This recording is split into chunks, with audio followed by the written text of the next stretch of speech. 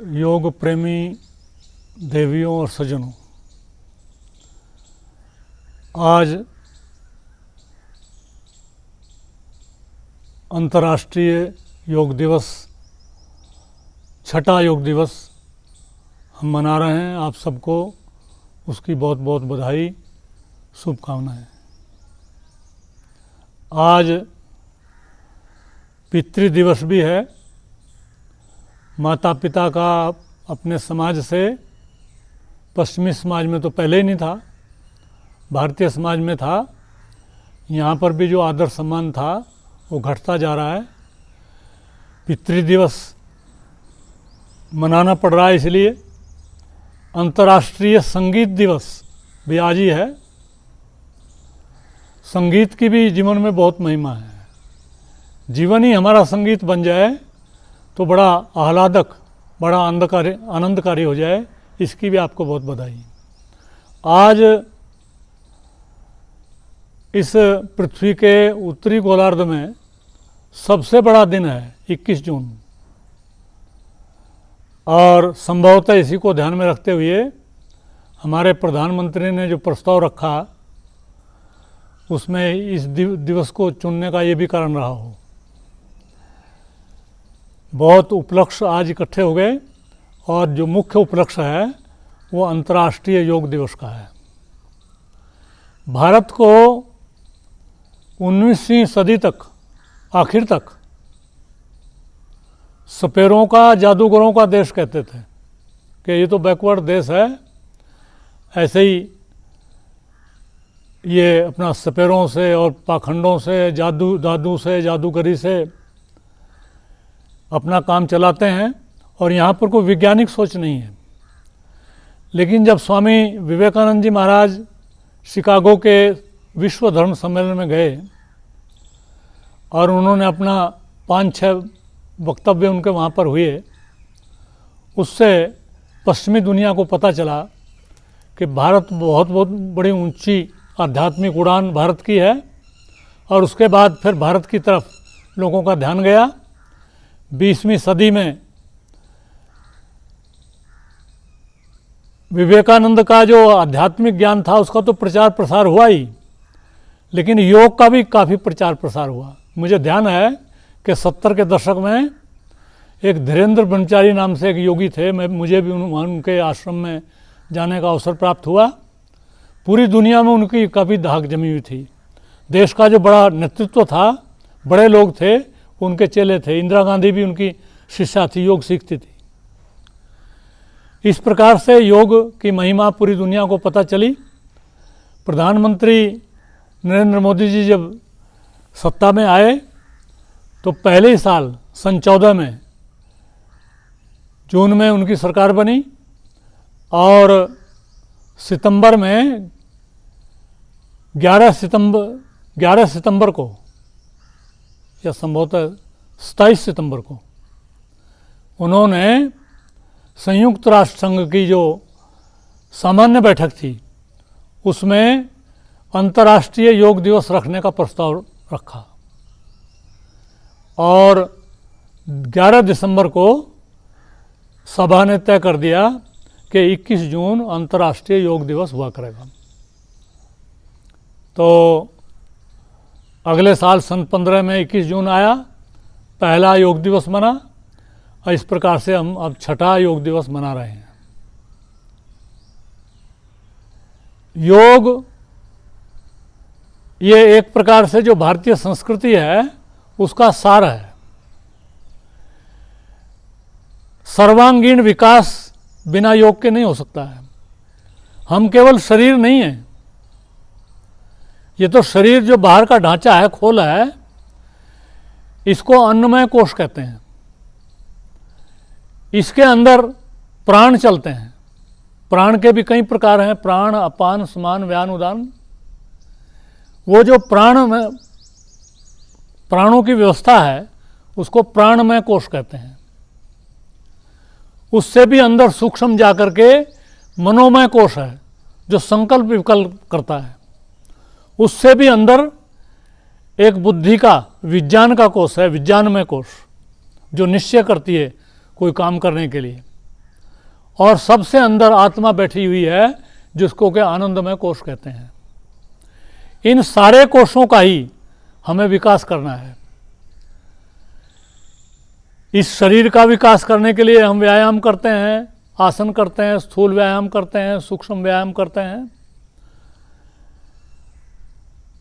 प्राणमय कोश का विकास करने के लिए प्राणायाम करते हैं, अनेक प्रकार के प्राणायाम हैं।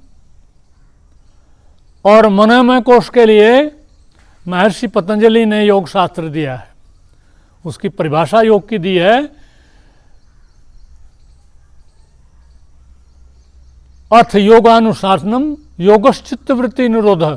योग चित्त की वृत्तियों का निरोध है। हमारा जो मन है वो सारे दिन भटकता रहता है, टिकता नहीं है। उसको टिकाना योग कहलाता है। जब वो टिक जाता है तो बुद्धि, जो हमारा विज्ञानमय कोश है, वो भी ठीक हो जाता है। और अंत में जब बिल्कुल ही टिका लेते हैं, यत्र न अन्यत पश्यति न अन्यत छुणोति न अन्यत विजानाति स भूमा। जब हम न कुछ सोचते हैं, न कुछ देखते हैं, न कुछ सुनते हैं, केवल अपने स्वरूप में टिक जाते हैं, उस समय हम भूमा, आत्मा की अपनी सहज स्थिति में होते हैं। और यही हमारा लक्ष्य है, यही योग का लक्ष्य है। केवल योग का लक्ष्य कसरत करना और शरीर को मोड़ना तोड़ना नहीं है। शरीर के ठीक रहे बिना हम कुछ नहीं कर सकते, हम अपने विचारों को भी नहीं टिका सकते। इसलिए शरीर माध्यम खलु धर्म साधनम। सभी धर्मों का साधन करने के लिए शरीर का ठीक होना जरूरी है, ये भी जरूरी है। लेकिन यहीं तक रुकना नहीं चाहिए। भगवान कृष्ण योग की परिभाषा देते हैं, योग कर्मसु कौशलम। योग कर्मों में कौशल है, एफिशिएंसी इन एक्शन। और वो तभी होगी जब हमारा चित्त टिकेगा, जब हम योग की साधना करेंगे, हमारा शरीर ठीक रहेगा, हमारे प्राण ठीक रहेंगे, हमारा मन ठीक रहेगा, हम आत्मा में टिकेंगे। इसलिए एक बहुत अच्छा शब्द हिंदी भाषा में, संस्कृत भाषा में है, जो किसी दूसरी भाषा में नहीं है, स्वस्थ। अंग्रेजी में कहते हैं हेल्दी, उर्दू में कहते हैं तंदुरुस्त, लेकिन हिंदी संस्कृत में क्या कहते हैं? स्वस्थ। स्व मैंने अपने में, स्थ मैंने टिकना, अपने में टिकना, सहज होना। अब इस सहज कब हो सकता है व्यक्ति? जब उसका शरीर ठीक हो, मन उसका टिका हुआ हो, वो आत्मा में टिका हुआ हो, तभी वो अपने में टिक सकता है। सहज भाव में टिकेगा वो। हम सहज भाव में नहीं टिकते हैं, हम दूसरों को दिखाने के लिए करते हैं कुछ, कि लोग हमें अच्छा कहें। हम होते नहीं हैं वैसे। तो जब हम दिखावे में चले जाते हैं तो हम अपने में नहीं रहते हैं, फिर आपे से बाहर हो जाते हैं। तो ये हमारा लक्ष्य है और योग का यही लक्ष्य है। केवल शरीर को ठीक रखना नहीं, शरीर तो एक साधन है, उसको भी ठीक रखना है, प्राण क्रिया को भी ठीक रखना है, चित्त की वृत्तियों को भी ठीक रखना है, और फिर चित्त की वृत्तियों को टिका करके भगवान में, आत्मा में स्थित होना है। यही योग का लक्ष्य है।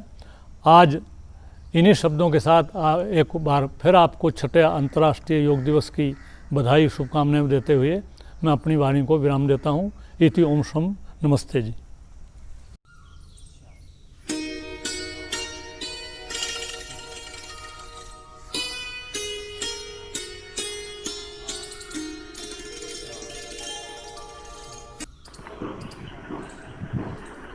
भगवन् त्वदीय भक्तिं न कदापि विस्मरेयं।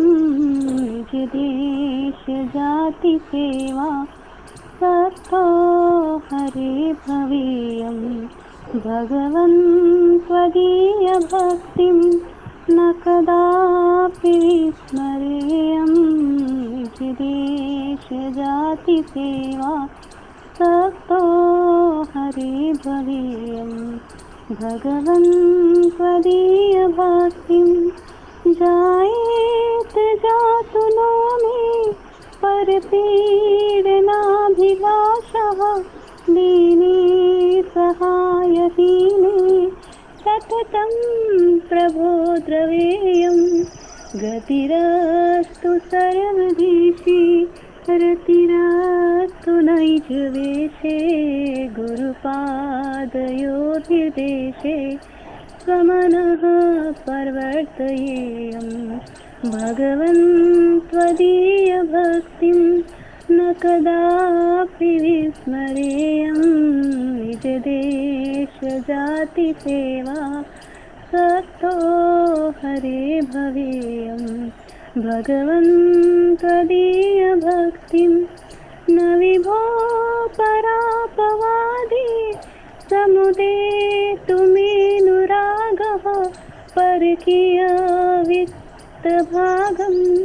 मनसापि नो हरेयं कुरुते सदा विनीतो विनयं कृपैकसिन्धो गुरुपूज्यवृन्दसेवा करणे वयो नयेयं भगवन् त्वदीयभक्तिं न कदापि विस्मरेयं निजदेशजातिसेवा सक्तो हरे भवेयम्।